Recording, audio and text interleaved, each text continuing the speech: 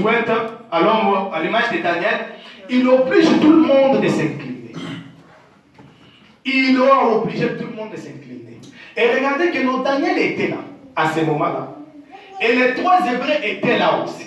C'était les amis proches à Daniel. Daniel pouvait aller sur la montagne et il pouvait partir avec eux. Mais, depuis ces jours-là, Daniel n'a pas dit un mot. Dans la Bible, Daniel n'a pas dit un mot qu'il n'adorait pas. Lui est là, en train d'observer ce qui devait se passer.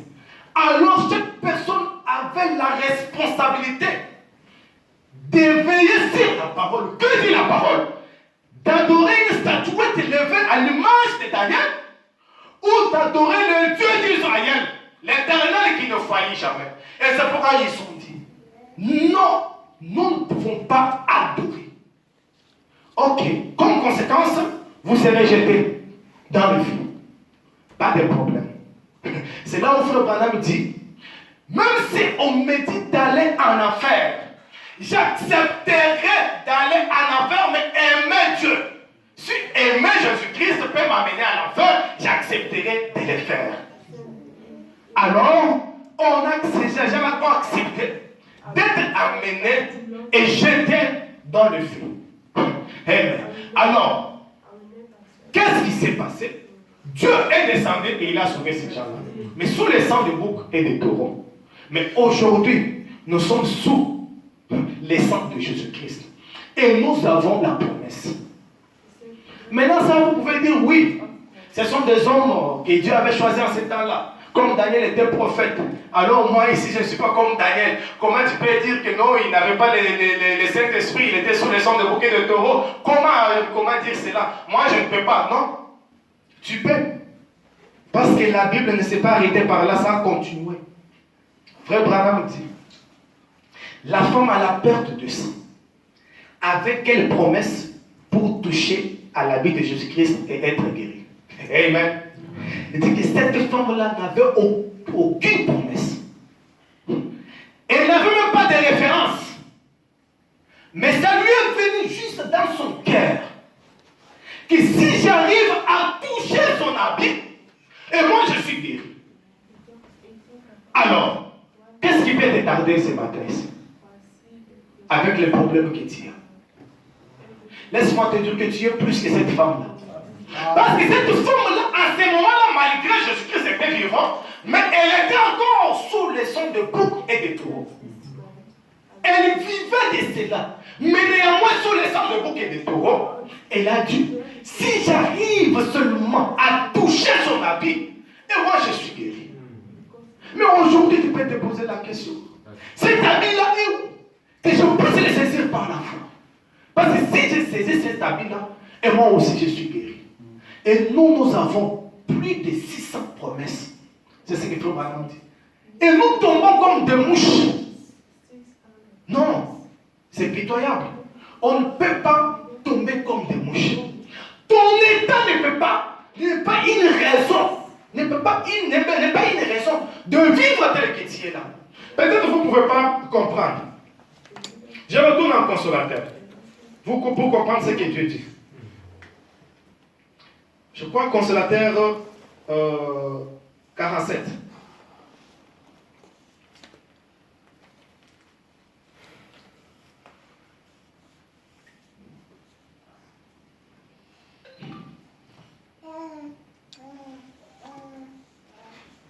Je peux commencer à 46. Il dit, cela n'est-il pas clair? Qui est donc ce consolateur? Jésus. Voyez-vous, il a dit, je prierai le Père, il vous enverra un autre consolateur. L'esprit de vérité, que le monde ne peut recevoir, car il ne le connaît point et ne le voit point. Ou le voit, ne le connaît point, mais vous le connaissez. Vous voyez, il parle de lui-même. Vous le connaissez, car il demeure avec vous. Dans un corps de chair maintenant, parlant aux pieds aux disciples. Et il sera en vous, et demeurera éternellement, ne s'en ira jamais. Maintenant, écoutez 47, là où je voulais dire. Oh, n'est-il pas un Dieu bon? Écoutez comment Frère Branham dit. Jésus est si bon envers nous. Et c'est bien dit que notre Dieu était Dieu bon. Il est si bon envers ses enfants. Il nous a donné tout ce qu'il est, tout ce qui est bon. Il a pourvu à tout ce dont nous avons besoin. Vous pouvez, écoutez, vous pouvez dire ceci. Vous pouvez dire avec sincérité, notre Père qui est aux cieux, parce qu'il est un. Parce qu'il est un Père. Eh bien, que nous soyons désobéissants. Écoutez directement là. Il entre maintenant dans l'état de quelqu'un qui n'a même pas le Saint-Esprit. Il entre dans l'état de quelqu'un qui se retrouve, qui n'a même pas, qui n'est même pas en collaboration avec Christ. Parce que quand tu es désobéissant, Dieu frappe. Dieu frappe. C'est comme ça. Mais écoutez comment Frère Branham dit. Parce que c'est là la raison. Notre Père qui est au ciel, parce qu'il est un Père, eh bien, que nous soyons désobéissants, bien que nous soyons arrogants, et nous pouvons toujours à nos besoins sans distinction. Amen. Écoutez comment il dit que nous soyons désobéissants, que nous soyons arrogants, et nous pouvons toujours à nos besoins sans distinction. Que nous soyons bons ou mauvais, il nous donne de la nourriture à manger, des habits à porter et une maison où habiter. Oh, il est vraiment bon. Amen. Vous comprenez? Cela veut dire que non. Que tu sois d'abord désobéissant, que tu sois arrogant, c'est la responsabilité sacrée de Dieu de prendre soin de vous. De prendre soin de vous. Alors, cela n'est pas une raison de dire que non, tu ne peux pas faire un pas. Parce que cette femme-là, à la perte de sang, n'avait pas une promesse. Mais nous avons des promesses. Nous avons plus de 600 promesses. Et qu'est-ce que Dieu nous demande? De veiller sur ces promesses-là et nous le verrons s'accomplir. Amen. Et c'est pourquoi il nous envoie toujours une personne de confiance. Et dès que tu regardes, tu découvres les dons qui est là-bas. C'est la guérison que Dieu a placée là-bas. Et tu as cette guérison-là et tu vis. C'est tout ce qu'il a demandé. Parce que c'est ça notre responsabilité sacrée. Alors, vous ne pouvez pas avoir des esquisses. Non. Abraham est notre père. Et on a dit à Abraham, ta postérité possédera les portes de l'ennemi. Amen. Et c'est tout ce que Dieu nous demande de reconnaître que nous sommes la postérité d'Abraham. Nous vivons sous le sang de Jésus-Christ. Et nous devons posséder cette porte-là de l'ennemi. Et c'est ça. Alors, vous comprenez que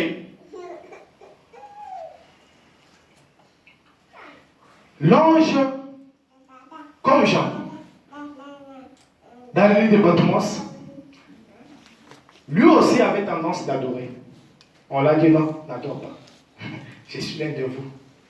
L'un d'entre vous ne m'adore pas. Le problème, ce n'est pas d'adorer. Le problème, c'est de regarder et de vivre. Parce que c'est ça notre responsabilité, d'éveiller sur la parole. Les serpents des reins, c'était la seule voie pourvue pour la guérison. Et pour être guéri, il faut regarder et vivre.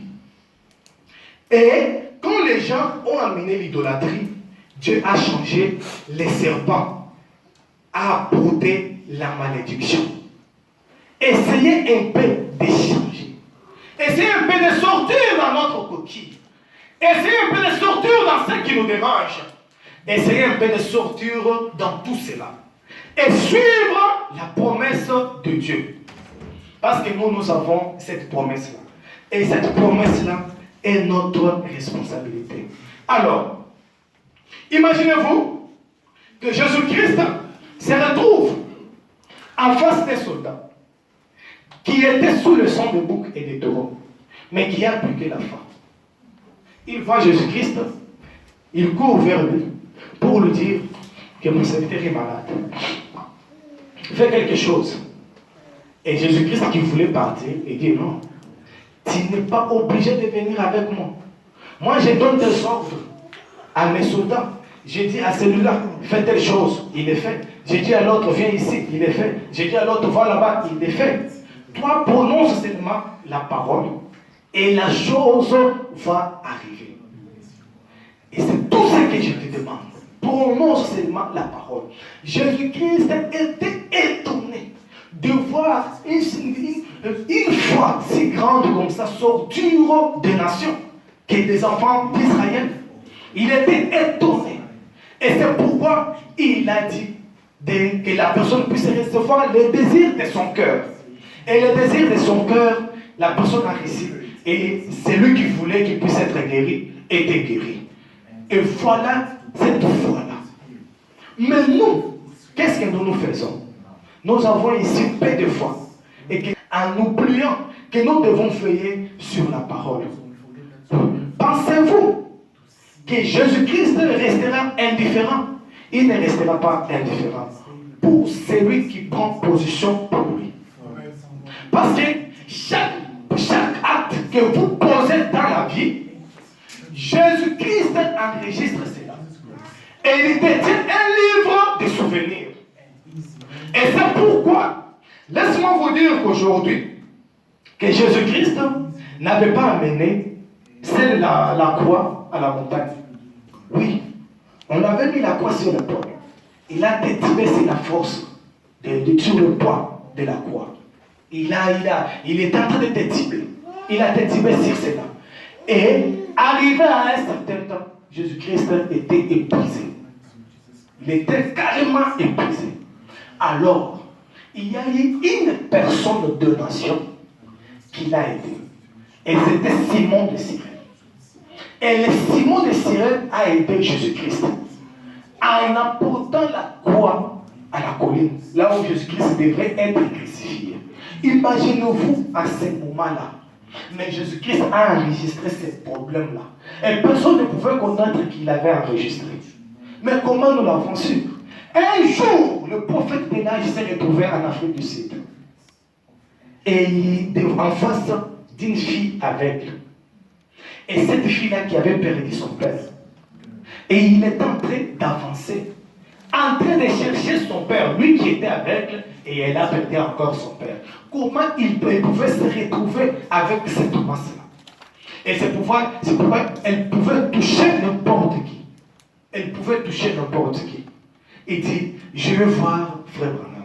Son souci c'était que je voie d'abord Frère Branham. Si je rencontre Frère Branham, je retrouverai mon père. Et la fille, dès qu'elle a demandé, et Frère Branham dit que c'est à moi que tu parles. Alors qu'est-ce que tu fais? Messieurs, je suis aveugle. Hey, Jésus-Christ regarde, Frère Branham regarde la dame. Et il prie Dieu de l'accorder les yeux. Silence. Il y a des problèmes qui te traversent, qui demandent qu'il faut monter encore d'autres dimensions pour que Dieu puisse faire encore quelque chose. Frère Branham prie encore. Silence. Frère Branham reste calme. Je dois changer la façon de prier. Et écoutez comment il rentre au livre des souvenirs. Il dit, Seigneur, un jour, tu étais en train de tituber sur le fond, sur le poids de la croix. Tu es en train de tituber, épuisé. Quand le monde t'avait abandonné, et tu étais chargé sous le poids. Tu avais le péché sur toi. Et personne ne pouvait t'admirer. On te jetait même des salives en ce moment-là. Personne ne pouvait avoir besoin de toi. Parce que tu étais devenu pécheur en ce moment-là. Mais, il y a un homme de couleur, Simon de Cyrène, qui était venu pour t'aider. Et il a porté la croix jusqu'à la colline. Vraiment, on pose la question. Mais c'est pour comprendre. Il dit, je ne sais pas si tu te souviens. Et dès qu'il dit cela, il n'a pas prié. Et la fille a crié. Gloire à Dieu! Je vois. Et je vois maintenant. Écoutez, rappelez juste ce que Jésus-Christ, ce que l'homme de Cyrène avait fait à Jésus-Christ, ça a porté cela. Mais à combien plus forte raison que nous aussi? Simon de Cyrène, un autre aussi, descendant. C'est un homme de couleur. Nous sommes aussi des hommes de couleur. Alors, quel est le problème qui peut nous tourmenter et qui peut manquer une solution? Si nous avons péché, crions à lui. Crions à lui. Parce que Dieu a trouvé une personne de confiance à qui faire confiance. Maintenant, ce que nous devons faire, ce n'est pas maintenant d'adorer, c'est de regarder, écouter et vivre. C'est ce qu'il nous a demandé. Alors nous sommes cette postérité d'Abraham. Il dit, quand Dieu a dit que ta postérité possédera les portes de l'ennemi, il a géré. Mais il a géré par qui? Il a géré par lui-même. Il a géré par lui-même. Pour que Dieu puisse faire quoi? Et dès que Dieu jure par lui-même, ça veut dire que peu importe ta situation, dès que tu te souviens seulement de la croix, tu es guéri. Donc tu regardes seulement et tu crois au don que Dieu a donné dans sa dernière temps et que tu n'adores pas et tu vis. Qu'est-ce qu'il dit? Si tu amènes les gens à te croire, rien ne résisterait. Regarde et vis. Parce que rien ne résistera. Tu es en face des problèmes. Regarde et vis. Parce que rien ne résistera. La femme a fait ça que je venais de vous dire d'ici là. Elle n'avait pas aucune promesse. Elle n'avait pas aucune promesse. Mais qu'est-ce que Dieu peut faire de notre côté, peut faire avec nous, si nous lui faisons confiance? Non. Si nous lui faisons confiance, il est terrible avec nous. C'est un Dieu des impossibilités, des possibilités infaillibles. Il est le Dieu qui agit lorsqu'il y a l'impossibilité. Il est le Dieu qui agit. Oh, il est terrible, il est un bon Dieu. Au commencement, Dieu ne voulait pas avoir un homme comme nous. Il voulait avoir un homme comme lui, homme parole, qui ne faillit jamais. Mais le péché a tout bouleversé. Dès ce moment-là, Dieu passe de processus en processus pour ramener l'homme à sa création originelle, qui veut dire homme parole. Or, l'homme est tellement préoccupé aux choses qui ne sont pas éternelles et il tombe au piège de l'ennemi. Même pas du temps pour s'exposer au soleil. Même pas du temps. Mais aujourd'hui, qu'est-ce que Dieu fait? Que nous puissions retourner à la parole. Mes frères et sœurs, il est temps que nous puissions retourner à la parole. Dieu ne veut pas avoir un homme comme nous. Quand il avait créé dans les jardins d'Éden, il n'avait pas dit de créer une personne infamère, une personne qui va mourir et partir. Il avait dit créer l'homme à notre image. Et cet homme-là, c'était l'homme parole. Es-tu devenu à ce stade, es-tu arrivé à ce stade-là, d'être homme parole? Car Frère Branham me dit, homme parole, voilà la personne qui est infaillible. Et tout ce qu'il dira, cela arrivera ainsi. Cela arrivera ainsi. Et tu es déjà devenu homme-parole parce que nous avons négligé la repentance sincère. Nous avons négligé le baptême du Saint-Esprit. Nous avons négligé l'essentiel. Il a fallu commencer par là. Accepter Christ. Renouveler tes vies avec lui. Lui dire, Seigneur, pardonne-moi. Je mal agi. Et c'est pourquoi je veux que tu puisses venir encore en moi. Que tu puisses faire quelque chose. Dieu, je mal agi. Assiste-moi. J'ai besoin de toi. Et c'est un bon Dieu. Et qui ne peut pas abandonner ses enfants. Il nous a donné sa parole comme héritage.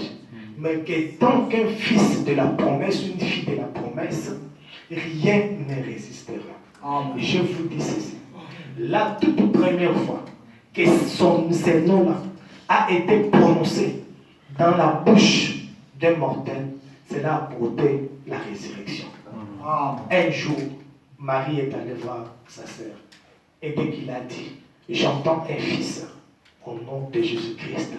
Et Jean-Baptiste qui était mort a ressuscité. Frère Manon dit que la toute première fois que ce nom-là a été cité, cela a apporté une résurrection.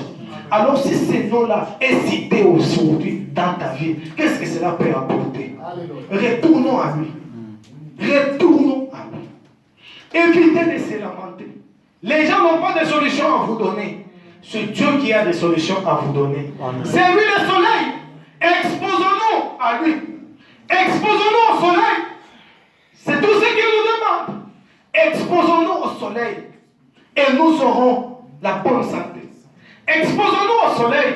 Et nous aurons la solution. Exposons-nous au soleil. Et nous avons tout ce que nous avons besoin. Nous sommes le fils et le fille de la promesse.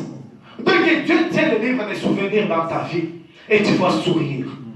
Tu vas sourire. Oh, imaginez-vous. Esther. Ce qu'il est resté, c'était seulement qu'on puisse les exprimer. C'est tout ce qu'il restait. Mais un jour, quand Naman avait réclamé leur mort, le roi avait même accepté. Il restait seulement que cela puisse s'exécuter. Mais seulement que quand on veut te faire du mal et que tu es un fils de la promesse et tu vois que la parole de Dieu est ma responsabilité, je dois veiller sur ceci. Non. Dieu fera en sorte que de l'autre côté, on manque de sommeil. Il manquera de sommeil parce que son fils ou sa fille est dans les besoins. Le roi a manqué le sommeil. Il a manqué le sommeil. Il a tout essayé. Rien ne marche. Il a tout essayé. Apportez-moi des historiens. Racontez-moi des histoires vides. Amenez-moi des comédiens. Faisez des blagues. Je dois quand même me reposer. Rien. Ça n'a apporté. Frère Madame dit, quand un fils de Dieu est dans les soucis, le seul est mis dans l'alerte. Dieu ne peut pas se reposer. Parce que son fils, sa fille, est dans la détresse. Et jusqu'à tel point, le roi a dit, amenez-moi le livre des souvenirs. J'aimerais lire. J'aimerais lire un peu. Le roi, il a commencé à lire. Il a commencé à lire. Et jusqu'à tel point il tomba.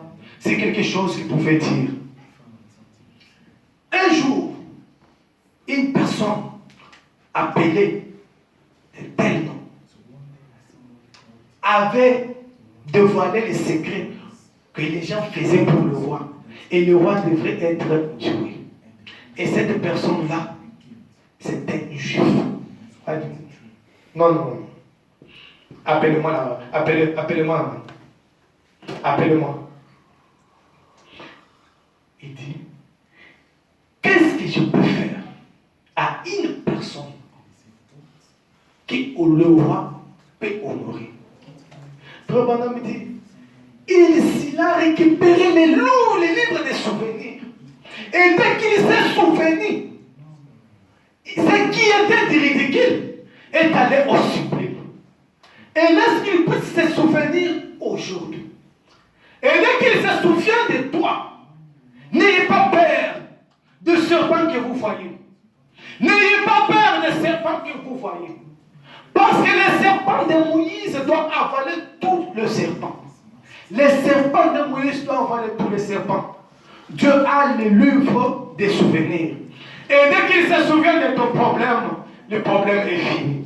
Dès qu'il se souvient de toi, tu auras la joie. Dès qu'il se souvient de toi, tu passeras dans l'allégresse. Dès qu'il se souvient de toi, non, Dieu a un livre de souvenirs. Laisse qu'il puisse se souvenir de toi ce matin. Je crois que je suis arrivé presque à la fin déjà. Je suis arrivé à la fin et j'ai presque fini.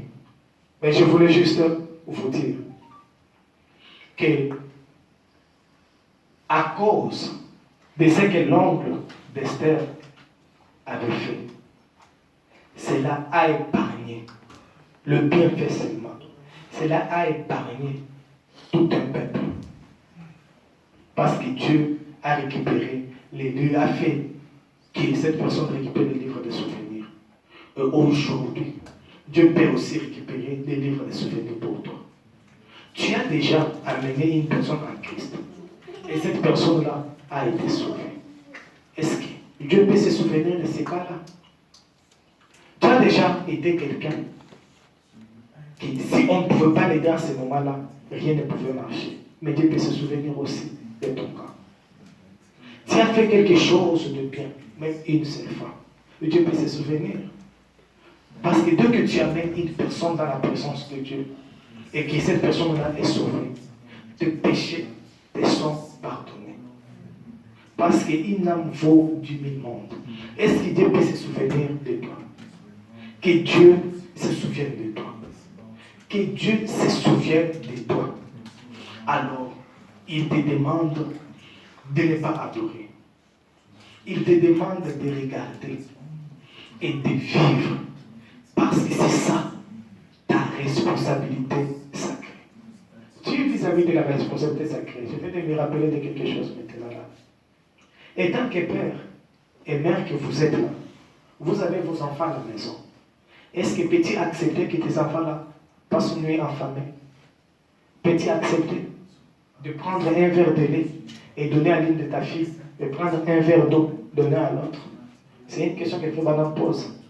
Il dit que tant qu'un père, pourrais-je accepter de prendre un verre de lait, donner à une autre fille, et prendre un verre d'eau, donner à l'autre? Non, je ne peux pas faire ça. Et tant qu'il m'aime, toutes les deux sont mes filles. Je dois leur donner ce qui est de meilleur pour moi. Et avec les enfants que tu as à la maison là, et qui sont sous ta responsabilité, et tu les chantes à chaque fois. Non, c'est ma responsabilité de réussir mes enfants. C'est ma responsabilité de les envoyer dans de bonnes écoles. C'est ma responsabilité de veiller sur eux. C'est ma responsabilité, c'est ma responsabilité. Toi, un homme, mais écoutez ce que Dieu dit. Avec vos mauvais cœurs là, vous n'arrivez pas à donner de mauvaises choses à vos enfants. Vos enfants ne peuvent pas vous demander de poisson et tu prends le serpent, tu lui donnes. Non. Il dit que avec des mauvais cœurs que vous avez là, vous arrivez à faire des bonnes choses à vos enfants parce que c'est votre responsabilité. Mais à combien plus forte raison que moi l'Éternel qui est rempli d'amour. Non. Ne vous inquiétez pas parce que tu es dans l'erreur. Il y a eu quelqu'un qui était aussi dans l'erreur. C'était Jonas. Dieu l'a dit, va à Ninive. Et il voulait partir à Tarsis. Et Dieu a fait en sorte que Jonas puisse se retrouver dans le ventre du poisson. Et c'était un rétrograde. Mais lorsque ce rétrograde-là s'est agenouillé et il a imploré, imaginez-vous ce mystère. Un rétrograde qui se rappelle de la prière d'un autre rétrograde. Salomon, il a fait une prière. Seigneur, partout où tes enfants se retrouveront, dès qu'ils retourneront les regards vers ce temple, exauce leurs prières. Mais Salomon, à ce moment-là, avait été déjà devenu rétrograde. Mais Dieu a écouté la prière de Salomon. Jonas dans le ventre de poissons, désobéissant, rétrogradé en face de Dieu. Il s'agenouille et Dieu a exaucé la prière de Jonas. Mais tu vas dire que non. Il ne peut pas exaucer votre prière aujourd'hui. Je pense sous des sangs de bouc et de taureaux. Il y a les gens qui sont venus sur cette terre sans promesse. Mais nous avons la promesse. Ézéchiel est venu sur quelle promesse? Ézéchiel est venu sur quelle promesse? Moïse est venu sur la promesse. Tes enfants, Abraham, ta postérité, sera harcelé dans un pays étranger. Et je vais les libérer par ma puissante main. Et la puissante main, là, c'était Moïse, la promesse. Jean-Baptiste était venu sur la promesse. La voix qui criait dans les déserts. La promesse, oui. Mais où est-ce qu'on avait prédit pour Jérémie qu'il viendra? Il était venu sans promesse. Où est-ce qu'on avait prédit pour Ézéchiel? Il était venu sans promesse. Mais avec sans promesse, ces gens-là ont accompli des choses miraculeuses. Mais aujourd'hui, toi, tu as plus ici sans promesse. Tu es terrassé par la maladie. Tu es terrassé par des problèmes. Tu es terrassé par des petites choses. Laisse que Dieu puisse tenir les livres des souvenirs et se souvenir de toi. Et que Dieu puisse se souvenir de toi. C'est si peu que nous pouvons le voir. Mais la parole de Dieu vaincra Satan à n'importe quand et à n'importe où, à n'importe quel moment.